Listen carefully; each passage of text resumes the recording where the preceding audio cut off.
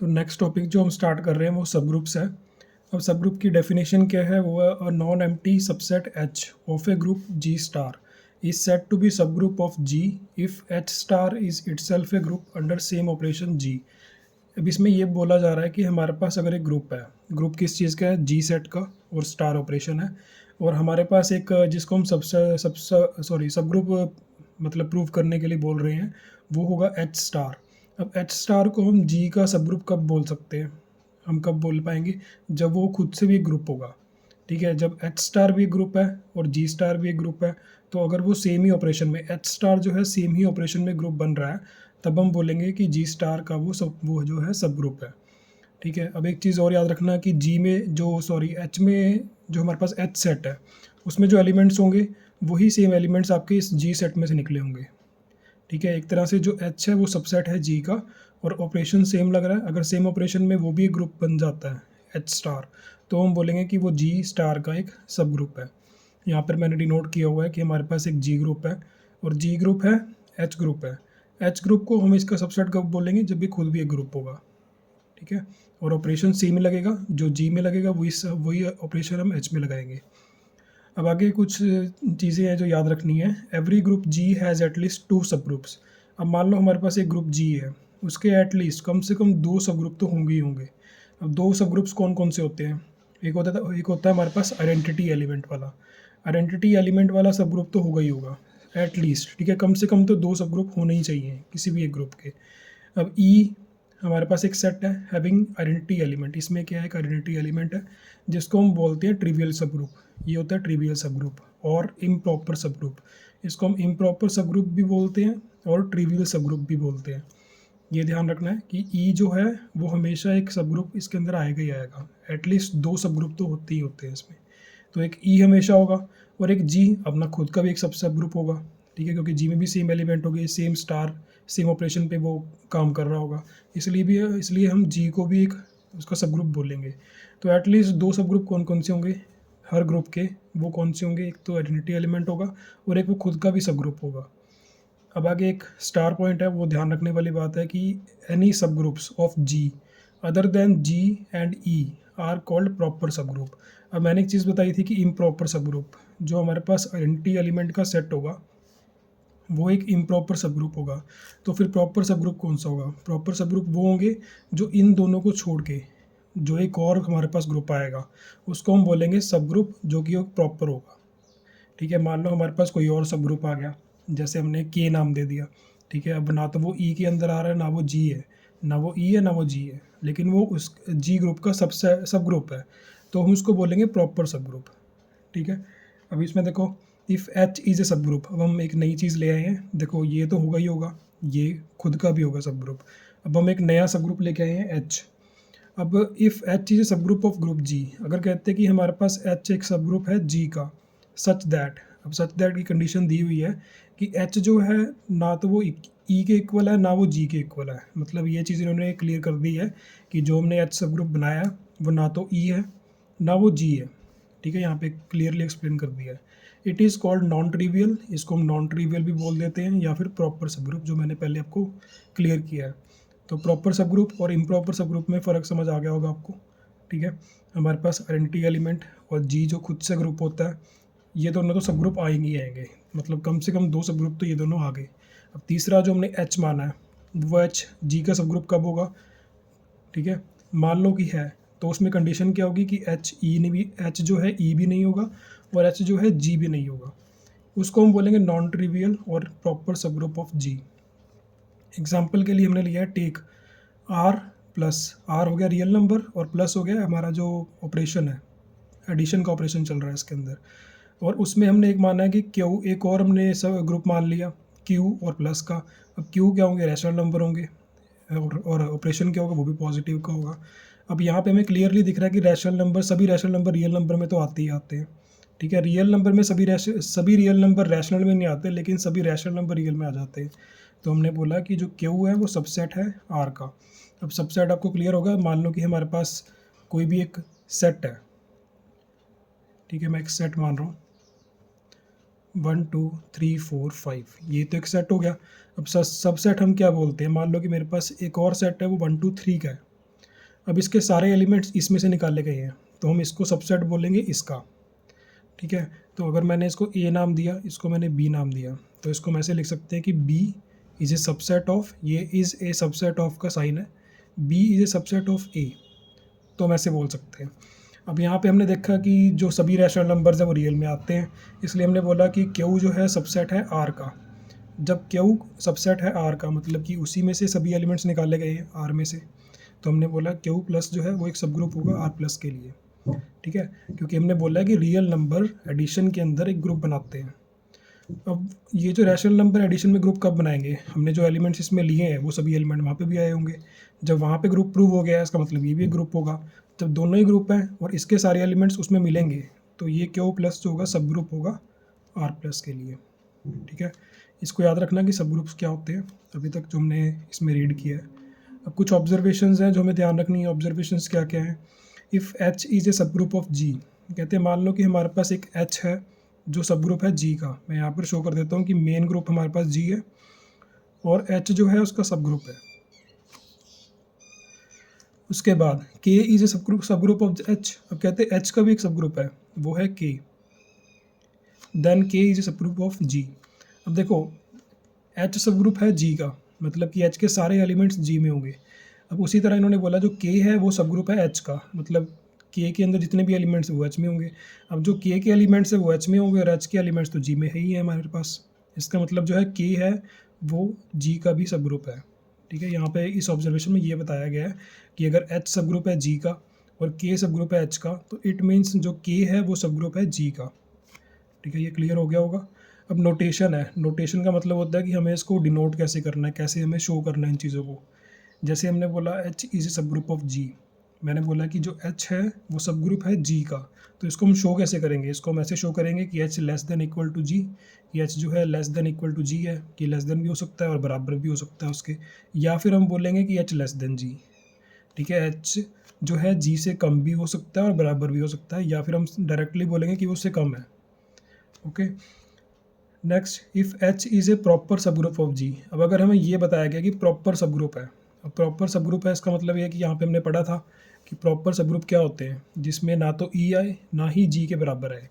अब देखो यहाँ पे कंडीशन थी कि जी के बराबर आ रहा है, मतलब कि एच जो सबसेट है जी का वो दोनों बराबर भी हो सकते हैं। तो वो तो हमने यहाँ पे बता दिया कि जो भी मैं सब ग्रुप ले रहा हूँ एक सब ग्रुप तो जी के बराबर भी होगा, तो वो यहाँ पे एक्सप्लेन हो गया कि मैंने जो नया एक सब ग्रुप सोचा था वो जी के बराबर ही आ गया, तो इसका मतलब वो क्या होगा, इम्प्रॉपर, ठीक है। अब जो ये वाले हैं हमारे पास, इसमें के इक्वल टू का साइन हट चुका है कि वो जी के बराबर बिल्कुल नहीं है। जब जी के बराबर बिल्कुल नहीं है तो हम उसको बोलेंगे कि हाँ ये प्रॉपर सब ग्रुप है जी का, ठीक है। प्रॉपर सब ग्रुप में कंडीशंस बता दी कि जी जो एच है हमारा वो जी से कम है और एच जो है जी के बराबर भी नहीं है बिल्कुल भी, ठीक है। ये आपको समझ आ गया। नोटेशंस हैं, इसको ऐसे हमें शो करना होता है और सब ग्रुप की सारी डेफिनेशन इसमें आ गई है। नेक्स्ट टॉपिक है criteria for subset to be a subgroup of a group, ठीक है। अब इसमें क्या होगा, इसमें हमें ये बताना है कि क्राइटेरिया बता रहे हैं हम कि कोई भी एक ग्रुप का सब ग्रुप बनने के लिए अगर कोई सबसेट है हमारे पास, क्राइटेरिया बताना है कि सबसेट के लिए ऐसा क्या क्राइटेरिया हो कि हम उसको सब ग्रुप बोल सके ग्रुप का। अब एक कंडीशन मैंने आपको ये बताई थी कि ए सबसेट है बी का। जब ए सबसेट है बी का तो इसका मतलब वो सब ग्रुप भी बन सकता है, ठीक है। सब ग्रुप कब बन सकता है? जब वो खुद भी एक ग्रुप हो। जैसे मैंने बोला मेन चीज़ बी है मेरे पास, अब ए उसका सब ग्रुप कब बनेगा? जब ये खुद भी एक ग्रुप होगा। मतलब कि हमने जो 5 कंडीशंस पढ़ी थी, सॉरी 4 कंडीशंस होगी तो वो ग्रुप हो जाता है। अगर 5 कंडीशन सेटिस्फाई हो जाती हैं तो 5 कंडीशन में हम उसको क्या बोल देते हैं? Abelian group. तो अभी हम सिर्फ ग्रुप की बात कर रहे हैं। अगर बी भी एक ग्रुप है और एच ए भी एक ग्रुप प्रूव हो जाता है और ए के सारे एलिमेंट्स बी में से निकल के आए हैं, इसका मतलब कि वो सबसेट है। अगर वो सबसेट है तो उसको हम सब ग्रुप भी बोल सकते हैं, ठीक है। उसके लिए कुछ क्राइटेरिया है जो हमें याद रखनी चीज़ें, उसके लिए कुछ लेमाज हैं। तो लेमा 1 क्या है? A non empty subset H of a group G is a subgroup if. अगर कहते हैं आपके पास एक नॉन एम्प्टी सबसेट है एच जी का, इसको मैं यहाँ पे शो कर देता हूँ कि हमारे पास जी ग्रुप है और यहाँ पे हमारे पास एच सबसेट है। एक मैंने जी सेट लिया, उसका एक सबसेट है एच, मतलब कि एच के सारे एलिमेंट्स जी में आएंगे। और दूसरी बात इन्होंने बोली है कि नॉन एम्प्टी सबसेट एच, कि ये नॉन एम्प्टी है, बिल्कुल खाली नहीं होना चाहिए। Non empty subset H of a group G is a subgroup, इसको हम सब ग्रुप कब बोलेंगे, इसकी कंडीशंस क्या है।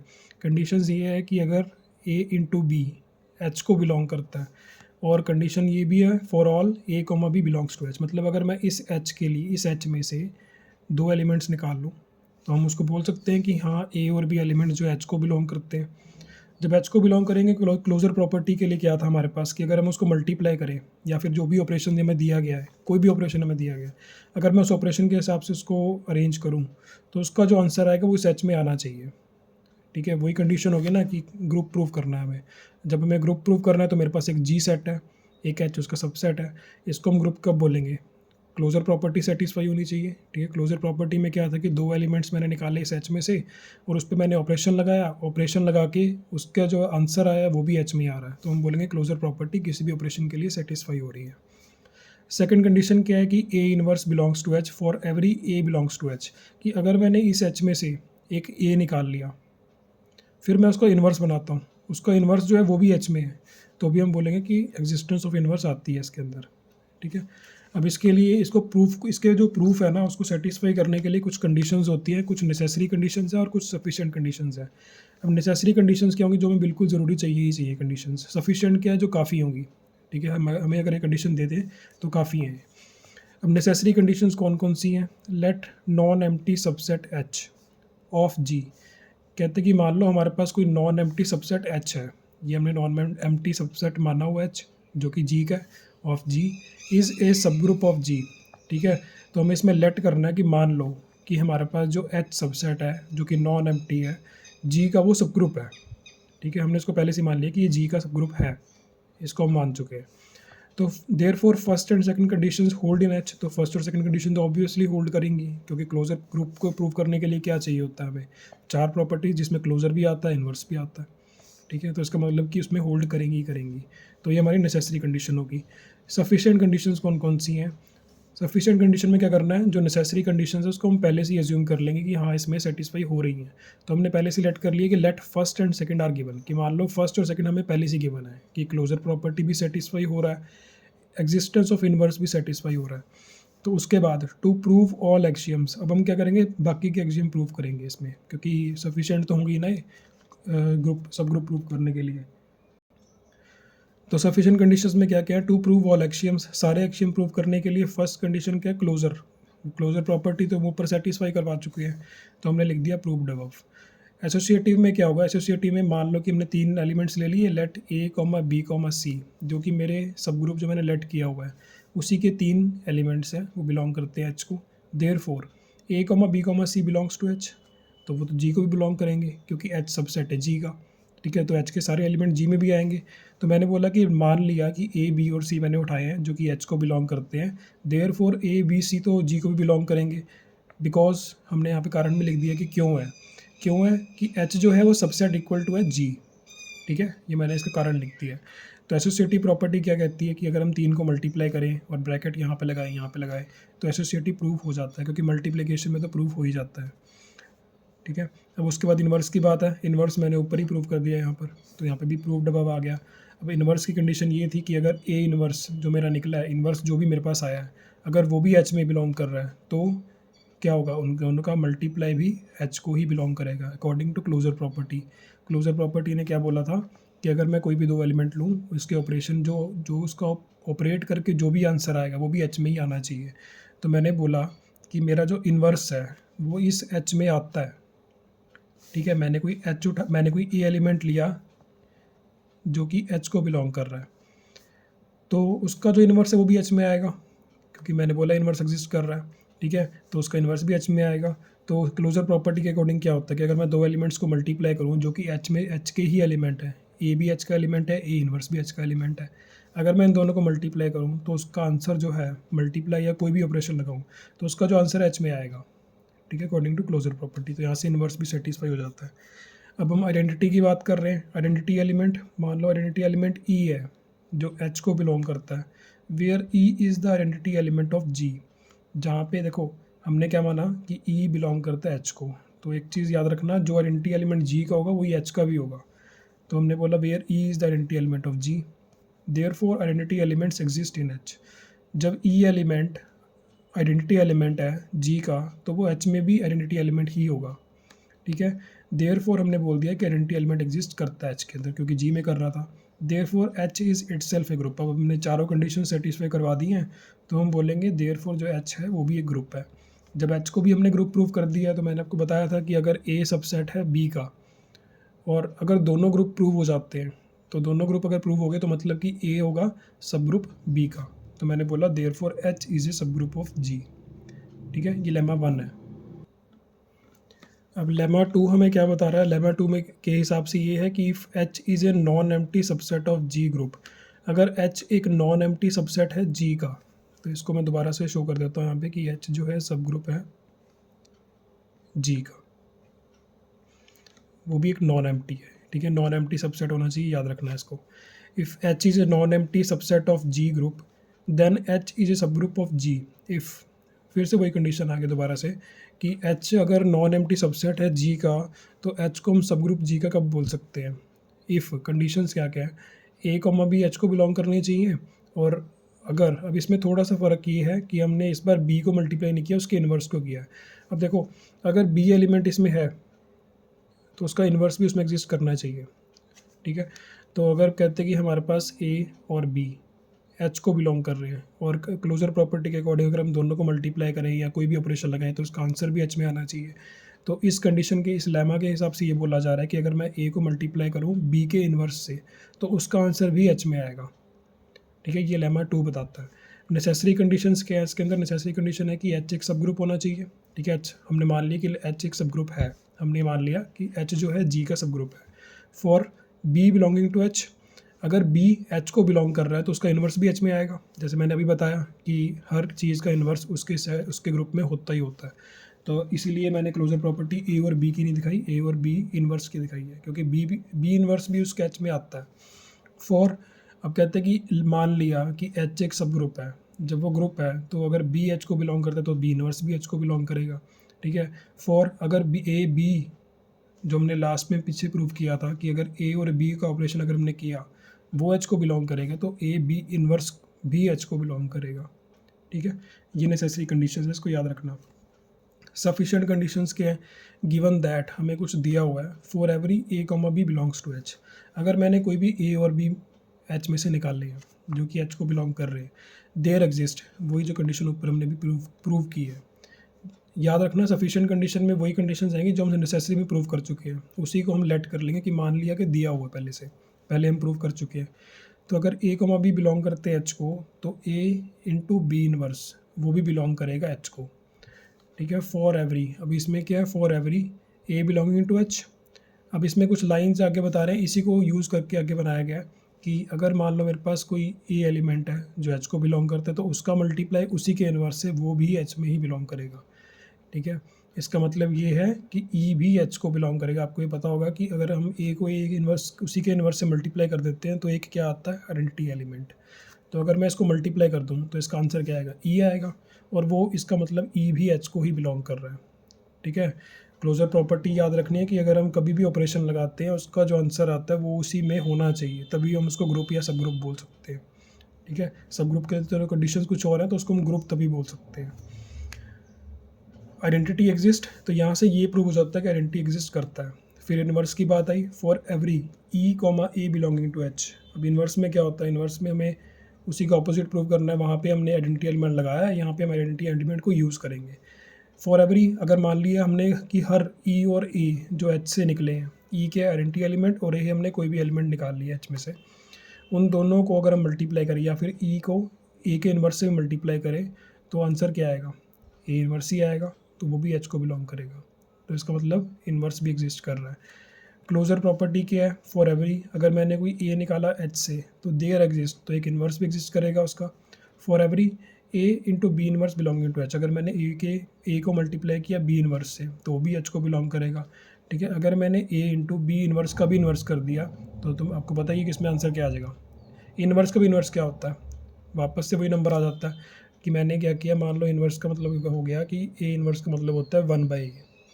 अब अगर मैंने बोला इसका भी इन्वर्स कर दो तो वापस ए आंसर आ जाएगा, पहले ये नीचे गया फिर वापस ऊपर आ गया, तो मतलब वही है कि बी के इन्वर्स का भी इन्वर्स क्या होगा? वही बी वापस आ जाएगा। तो ए और बी तो ऑलरेडी एग्जिस्ट कर रहे थे एच में, ठीक है। तो क्लोजर प्रॉपर्टी भी सेटिस्फाई हो जाती है। एसोसिएटेड लॉ क्या है, वो ऑटोमेटिकली सेटिस्फाई हो जाएगा। एसोसिएटिव लॉ मल्टीप्लाई में ही है, मल्टीप्लाई में हर चीज़ सेटिस्फाई हो जाती है एसोसिएटिव लॉ में, बिकॉज और वैसे भी ऑटोमेटिकली सेटिस्फाई कैसे होगा, क्योंकि जो एच है वो सबसेट है जी का, वो हम पहले ही लेट कर चुके हैं कि मान लो गिवन है हमें कि एच सब ग्रुप है जी का, ठीक है। इन लेमास को याद रखना, मेन चीज़ें क्या है, मेन चीज़ें आपको ये लाइंस याद रखनी है बस, ये लाइंस कैसे सेटिस्फाई हो रही है, नेसेसरी कंडीशन, सफिशिएंट कंडीशंस याद रखनी है। अब है प्रॉपर्टीज़। प्रॉपर्टीज सब ग्रुप की क्या है, सब ग्रुप की कुछ प्रॉपर्टीज है जिसको याद रखना होगा। फर्स्ट प्रॉपर्टी क्या है, the identity element of a subgroup is same as the identity element of a group. ये मैंने आपको पहले क्लियर कर दिया है कि हमारे पास अगर कोई ग्रुप जी है और उसका सब ग्रुप एच है, तो आइडेंटिटी एलिमेंट जो भी इसका होगा वही सेम आइडेंटिटी एलिमेंट जो होगा जी का होगा, क्योंकि देखो एलिमेंट्स तो सेम ही है, जो एलिमेंट्स यहाँ पे वो वहीं से निकले हैं, तो इनका जो आइडेंटिटी एलिमेंट होगा वही उनका होगा, ठीक है। तो ये फर्स्ट पॉइंट है। The inverse of any element of a subgroup is the same as the inverse of the element of a group. अब इन्वर्स की बात कर रहे हैं, ठीक है। किसी भी एलिमेंट को जो ग्रुप होगा यहाँ पे, मान लो सब ग्रुप में यहाँ से आपने कोई भी एलिमेंट निकाला, उसका जो इन्वर्स होगा वही सेम उसी एलिमेंट का ग्रुप अगर तुम जी में से निकालोगे तो उसमें भी वही सेम इन्वर्स आएगा, ठीक है। ये सेकंड पॉइंट बता रहा है। थर्ड पॉइंट बता रहा है, the order of any element in a subgroup is same as the order of the element of a group. Order क्या होता है, जितने एलिमेंट्स है ग्रुप में, ठीक है। अब कहते हैं कि ऑर्डर ऑफ एलिमेंट, किसी भी एलिमेंट का अगर तुम सब ग्रुप में से किसी भी एलिमेंट का ऑर्डर निकालोगे तो वही सेम ऑर्डर यहाँ पे जी का भी आएगा, जी में भी आएगा आपके पास। तो ऑर्डर सेम होते हैं, इसमें याद रखना कि एलिमेंट्स के जो ऑर्डर होंगे वो एच और जी में सेम आएंगे। फोर्थ पॉइंट क्या है, subgroup of an abelian group is abelian. तो किसी एबिलियन ग्रुप, अगर मान लो मैंने इसको एबिलियन ग्रुप प्रूव कर दिया, तो तुमने उसी का एक ग्रुप निकाला नीचे, इसको हम सब ग्रुप बोल रहे हैं, तो वो भी एक एबिलियन होगा, ठीक है। एबिलियन क्यों होगा, क्योंकि उसके सभी एलिमेंट्स पे हम चेक कर चुके हैं, वहाँ पे एबिलियन प्रूव हो गया, तो उसी के तो एलिमेंट्स यहाँ पे आ रहे हैं, वही सेम एलिमेंट्स यहाँ पर आएंगे, तो मतलब ये भी एक एबिलियन ग्रुप होगा, ठीक है। तो ये प्रॉपर्टीज़ है। नाउ जो नेक्स्ट टॉपिक है वो है इंटरसेक्शन ऑफ सब ग्रुप्स। इंटरसेक्शन ऑफ सब ग्रुप्स। अब इंटरसेक्शन इसमें ऐसे होगा, आपने जो +1 में पढ़ा होगा इंटरसेक्शन का साइन ये होता है कि किन्हीं भी दो सेट में कोई जो एलिमेंट्स कॉमन आ रहे हैं उनको हम इंटरसेक्शन बोलते हैं। वो इंटरसेक्शन के पॉइंट्स एलिमेंट्स लेके आता है कि जो भी कॉमन दो सेट्स में जो भी कॉमन आपके एलिमेंट्स होंगे वो इंटरसेक्शन से आते हैं। अब देखो इसमें इंटरसेक्शन सब ग्रुप्स की जो इसमें डेरिवेशन है, ये डेरिवेशन बहुत बार एग्जाम में पूछी जाती है, तो इसको ध्यान से करना। इसमें लिखा हुआ late H and K are the two सब ग्रुप्स ऑफ जी। कोई हमारे पास जी ग्रुप है, हमने मान लिया कि उसके दो सब ग्रुप्स हैं, एक एच और एक के। ये हमने दो सब ग्रुप्स मान लिए जी के।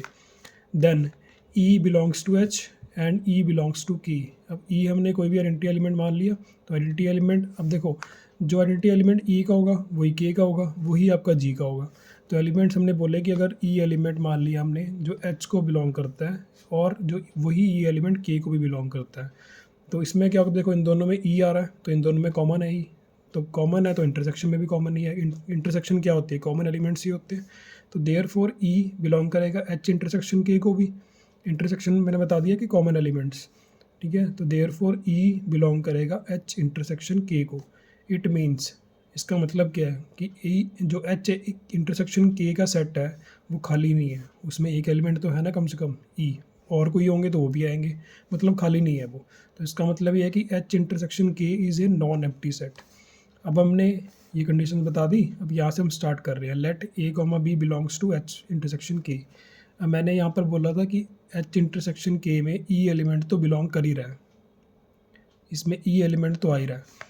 अब हमने मान लिया कि मान लो कि इसके इंटरसेक्शन में ए और बी एलिमेंट भी आते हैं, तो हमने यहाँ पे लिख दिया देयरफॉर।